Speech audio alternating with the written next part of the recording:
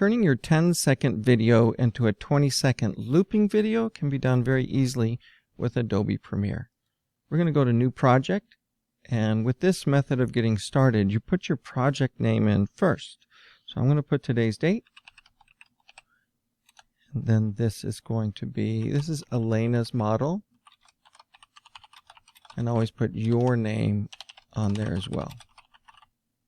You have to decide where it's going to go ahead of time, so you're going to choose the location.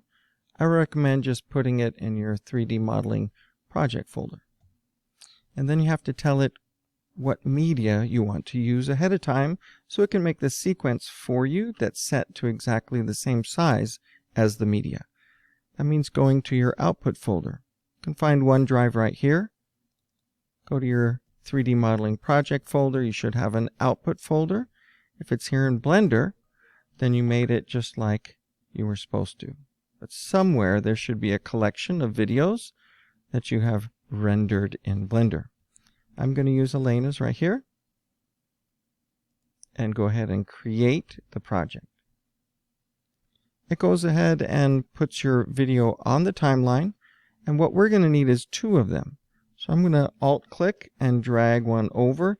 It doesn't do a good job of snapping then, so leave a gap and then right-click and let the computer bring that over.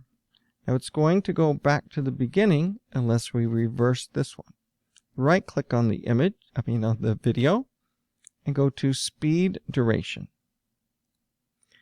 This is where you can make it go faster or slower, but it also has the reverse speed option here, which means now it goes from here and then loops around the other way. You can export this as is just to get that longer video that loops nicely, but there is an option to get rid of the black background as long as you don't have really dark shadows and didn't use black in your model. This one is a pretty good candidate for that. So I'll make another video on how to do that.